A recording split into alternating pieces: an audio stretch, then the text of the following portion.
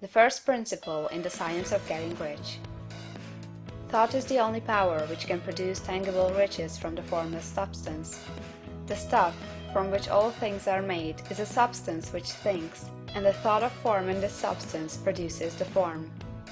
Original substance moves according to its thoughts. Every form and process you see in nature is the visible expression of a thought in original substance. As the formless stuff thinks of a form, it takes that form. As it thinks of a motion, it makes that motion. That is the way all things were created. We live in a thought world, which is part of a thought universe. The thought of a moving universe extended throughout formless substance, and the thinking stuff moving according to that thought took the form of systems of planets and maintains that form. Thinking substance takes the form of its thought and moves according to the thought. Holding the idea of a circling system of suns and worlds, it takes the form of these bodies and moves them as it thinks.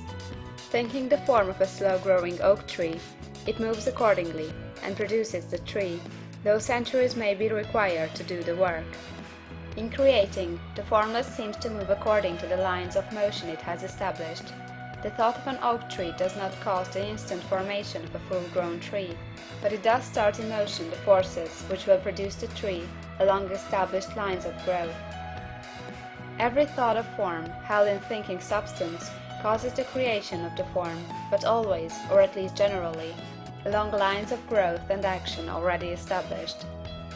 The thought of a house of a certain construction, if it were impressed upon formless substance, might not cause the instant formation of the house, but it would cause the turning of creative energies already working in trade and commerce into such channels as to result in the speedy building of the house. And if there were no existing channels through which the creative energy could work, then the house would be formed directly from primal substance, without waiting for the slow processes of the organic and inorganic world. No thought of form can be impressed upon original substance without causing the creation of the form. Man is a thinking center, and can originate thought.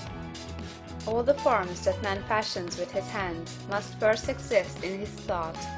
He cannot shape a thing until he has thought that thing. And so far man has confined his efforts wholly to the work of his hands. He has applied manual labor to the world of forms, seeking to change or modify those already existing.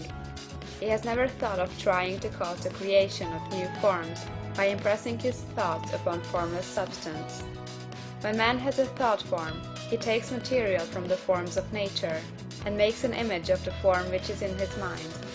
He has so far made little or no effort to cooperate with formless intelligence, to work with the Father.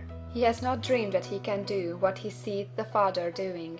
Man reshapes and modifies existing forms by manual labor.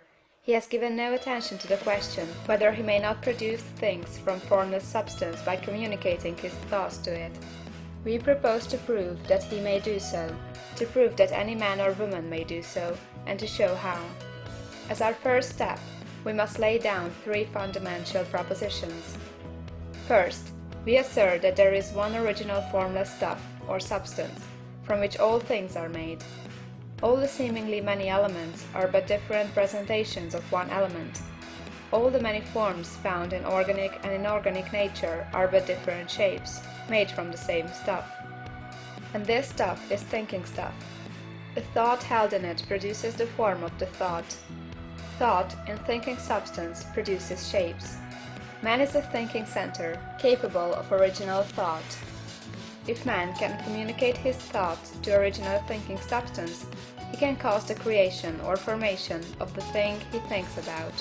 To summarize this, there is a thinking stuff from which all things are made, and which, in its original state, permeates, penetrates, and fills the interspaces of the universe.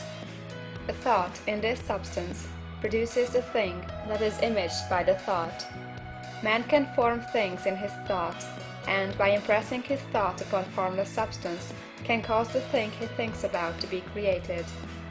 It may be asked if I can prove these statements, and without going into details, I answer that I can do so, both by logic and experience.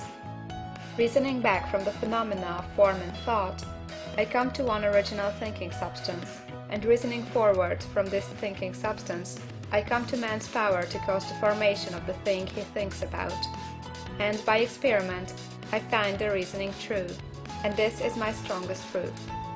If one man who reads this book gets rich by doing what it tells him to do, that is evidence in support of my claim. But if every man who does what it tells him to do gets rich, that is positive proof until someone goes through the process and fails. The theory is true until the process fails, and this process will not fail, for every man who does exactly what this book tells him to do will get rich. I have said that men get rich by doing things in a certain way, and in order to do so, man must become able to think in a certain way. A man's way of doing things is the direct result of the way he thinks about things. To do things in a way you want to do them, you will have to acquire the ability to think the way you want to think. This is the first step toward getting rich. To think what you want to think is to think truth, regardless of appearances. Every man has the natural and inherent power to think what he wants to think, but it requires far more effort to do so than it does to think the thoughts which are suggested by appearances. To think according to appearance is easy. To think truth, regardless of appearances, is laborious, and requires the expenditure of more power than any other work man is called upon to perform. There is no labor from which most people shrink as they do from that of sustained and consecutive thought. It is the hardest work in the world. This is especially true when truth is contrary to appearances. Every appearance in the visible world tends to produce a corresponding form in the mind which observes it, and this can only be prevented by holding the thought of the truth. To look upon the appearance of disease will produce the form of disease in your own mind, and ultimately in your body, unless you hold the thought of the truth, which is that there is no disease, it is only an appearance, and the reality is health. To look upon the appearances of poverty will produce corresponding forms in your own mind, unless you hold to the truth that there is no poverty, there is only abundance. To think health when surrounded by the appearances of disease, or to think riches when in the midst of appearances of poverty, requires power. But he who acquires this power becomes a mastermind. He can conquer fate, he can have what he wants. This power can only be acquired by getting hold of the basic fact which is behind all appearances, and that fact is that there is one thinking substance, from which and by which all things are made. Then we must grasp the truth that every thought held in this substance becomes a form, and that man can so impress his thoughts upon it as to cause them to take form and become visible things. When we realize this, we lose all doubt and fear, for we know that we can create we want to create, we can get what we want to have, and can become what we want to be. As a first step toward getting rich, you must believe the three fundamental statements given previously in this chapter, and in order to emphasize them, I repeat them here. There is a thinking stuff from which all things are made, and which, in its original state, permeates, penetrates, and fills the interspaces of the universe. The thought, in this substance, produces the thing that is imaged by the thought. Man can form things in his thought, and, by impressing his thought upon formless substance, can cause the thing he thinks about to be created. You must lay aside all other concepts of the universe than this monistic one, and you must dwell upon this until it is fixed in your mind, and has become your habitual thought.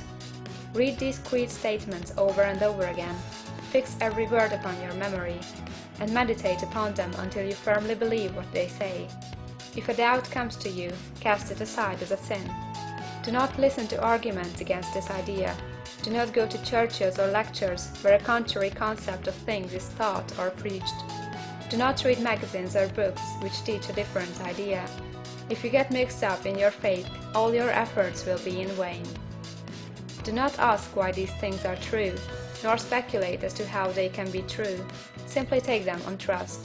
The science of getting rich begins with the absolute acceptance of this faith.